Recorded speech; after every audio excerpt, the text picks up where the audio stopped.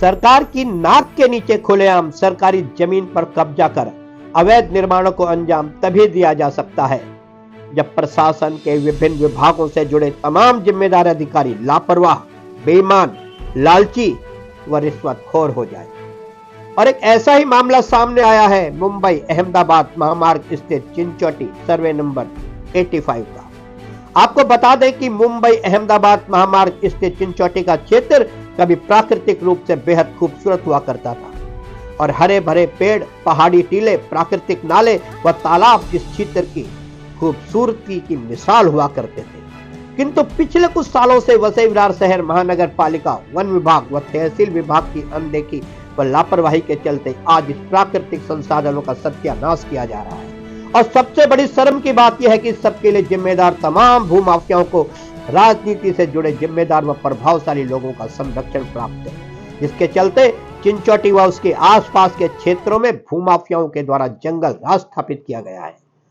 आप इस खूबसूरत प्राकृतिक स्थल को देखिए। ये वसई विरार शहर महानगर पालिका के प्रभाग समिति जी अंतर्गत आने वाले राष्ट्रीय महामार्ग चिंचोटी स्थित सर्वे नंबर 85 की महाराष्ट्र सरकार की जगह है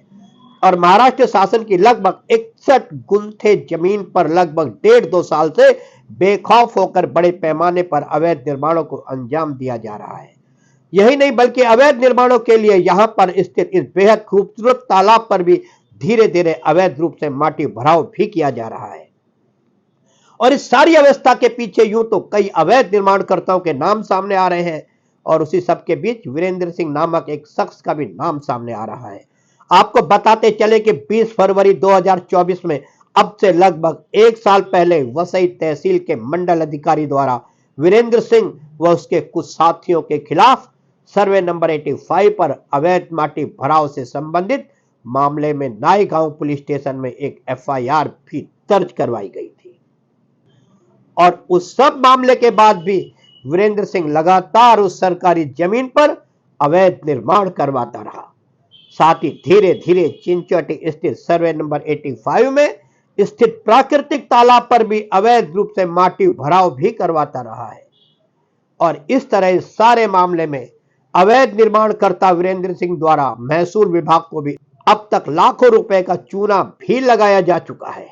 और इस सब अव्यवस्था के लिए जितने जिम्मेदार ये भूमाफिया हैं, उससे ज्यादा जिम्मेदार मनपा प्रशासन, वन विभाग, पर्यावरण विभाग तथा तहसीलदार भी जिम्मेदार है, जो इस अवैध निर्माणों के एवज में इन भूमाफियाओं से मोटी रकम लेकर इन्हें मनमानी करने की खुली छूट दे देते हैं।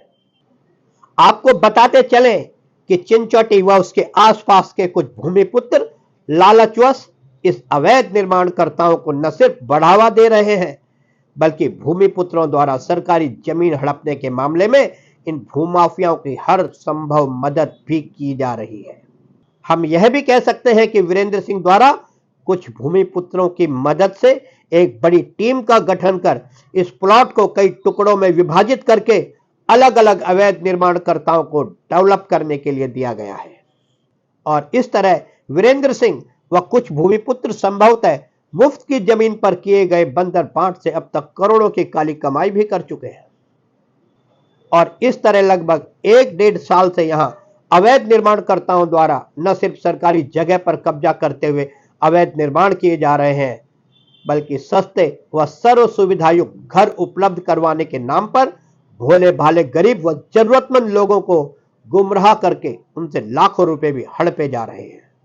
वहीं लगभग 1-1.5 साल से मनपा के जी प्रभाग से लेकर मनपा मुख्यालय तक व तहसील मंडल कार्यालय से लेकर पालघर कलेक्टर तक दर्जनों शिकायती पत्र सर्वे नंबर 85 व उसके आसपास काम कर रहे अवैध निर्माणकर्ताओं के खिलाफ डाले गए हैं। यही नहीं, मंत्रालय से लेकर मुख्यमंत्री कार्यालय तक समाज के जागरूक लोगों द्वारा लगभग 1-1.5 साल के दौरान दर्जनों पत्र लिखकर इन अवैध निर्माणकर्ताओं के चंगुल से इस 61 गुंठा सरकारी जमीन को बचाने की गुहार लगाई गई है।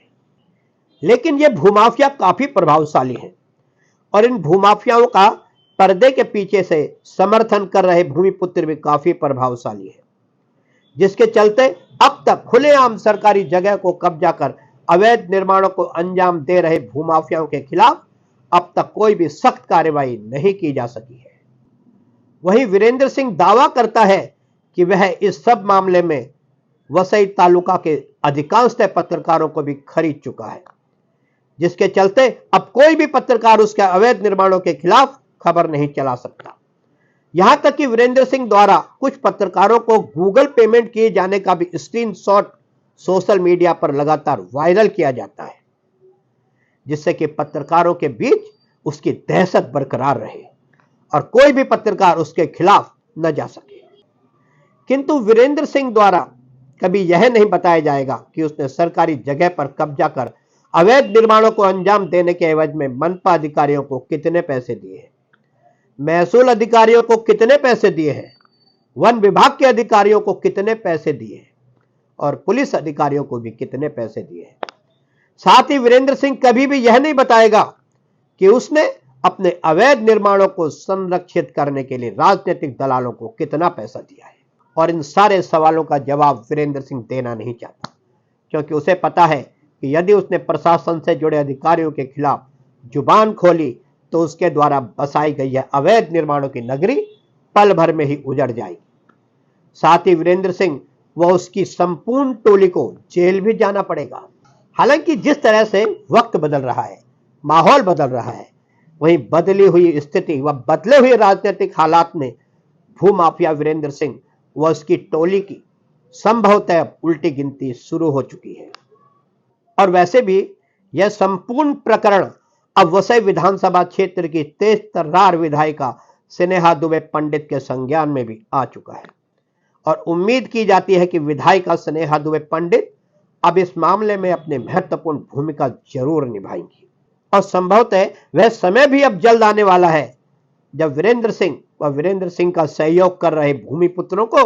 प्राकृतिक संसाधनों को नष्ट करने तथा महाराष्ट्र शासन की जगह पर कब्जा कर अवैध निर्माणों को अंजाम देने के चलते जेल की हवा खानी पड़ेगी।